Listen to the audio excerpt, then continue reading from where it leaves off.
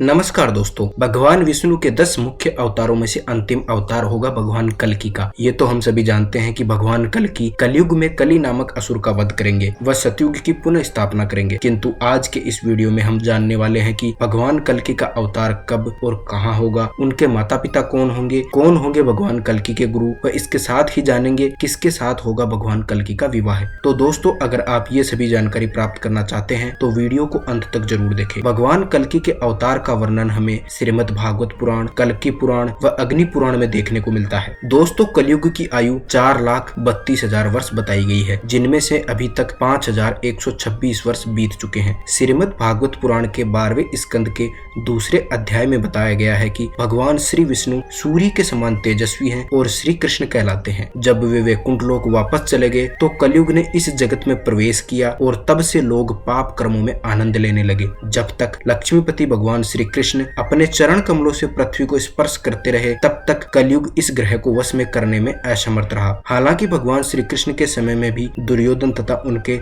सहयोगियों के कुकृत्यों के माध्यम से कलयुग कुछ हद तक पृथ्वी में प्रवेश कर चुका था, किंतु भगवान श्री कृष्ण लगातार कलयुग के प्रभाव को दबाते रहे तथा भगवान श्री कृष्ण द्वारा इस पृथ्वी का त्याग करने तक कलयुग फल फूल ना सका। दोस्तों, भगवान कल्कि का अवतार कलयुग के अंतिम चरण में होगा, जब संपूर्ण पृथ्वी काम, क्रोध, लोभ, मद तथा अहंकार जैसी पाप प्रवृत्तियों वाले मनुष्य से भर जाएगी। कलयुग के अभी मात्र 5,126 वर्ष बीते हैं और 4,26,874 वर्ष अभी भी शेष है। भगवान कल्कि के अवतार लेते ही सतयुग का आरंभ व कलयुग का अंत होगा, और यह कब होगा इसका वर्णन हमें श्रीमद् भागवत पुराण में मिलता है। जब चंद्रमा, सूर्य तथा बृहस्पति एक साथ कर्कट राशि में और तीनों एक ही समय पुष्य नक्षत्र में प्रवेश करते हैं, ठीक उसी क्षण सतयुग या कृत्य युग का प्रारंभ होगा। भगवान श्री विष्णु सावन महीने के शुक्ल पक्ष की पंचमी तिथि को कल्कि रूप में अवतरित होंगे। श्रीमद् भागवत पुराण में बताया गया है कि भगवान कल्कि संभल ग्राम के एक सर्वाधिक गणमान्य ब्राह्मण महात्मा विष्णु यशा के घर में प्रकट होंगे। भगवान कल्कि की माता का नाम सुमति होगा। भगवान कल्कि के माता पिता विष्णु यशा व सुमति दोनों ही धर्मपरायण होंगे। वे सभी शास्त्रों व वेदों के ज्ञाता होंगे। जब भगवान कल्कि के शिक्षा प्राप्त करने का समय होगा, तब उनके पिता विष्णु यश उनका उपनयन संस्कार करके उन्हें शिक्षा प्राप्त करने के लिए गुरु के पास भेजने की तैयारी करते हैं। तब भगवान कल्कि ने अपने पिता से कहा कि पिताजी, मैं 10 संस्कारों से युक्त सभी वेदों के ज्ञाता व तीनों लोकों की कामना पूर्ण करने वाले गुरु से शिक्षा प्राप्त करना चाहता हूँ। ऐसा ब्राह्मण मुझे कहाँ मिलेगा? तब भगवान कल्कि के पिता ने कहा कि अधर्मी कली द्वारा सताए जाने पर सभी ब्राह्मण यहाँ से चले गए हैं, वह जो भी ब्राह्मण बचे हैं वह अपने धर्म के मार्ग से भटक गए हैं। तुमको ऐसे गुरु की तलाश में कहीं दूर जाना पड़ेगा। तब भगवान कल्कि अपने पिता को वचन देते हैं कि मैं उस ब्राह्मणों के हत्यारे कली का सर्वनाश कर दूंगा, वह धर्म की पुनः से स्थापना करूंगा। कल्कि पुराण के अनुसार भगवान कल्कि गुरु की तलाश में महेंद्रगिरी पर्वत पर तपस्या कर रहे भगवान परशुराम से मिलेंगे, वह उन्हें अपना गुरु बनाएंगे। भगवान परशुराम से शास्त्रों का ज्ञान प्राप्त करने के बाद भगवान कल्कि परशुराम जी के निर्देशों का पालन करते हुए भगवान शिव की आराधना करेंगे व भगवान शिव से अस्त्रों व शस्त्रों का ज्ञान प्राप्त करेंगे।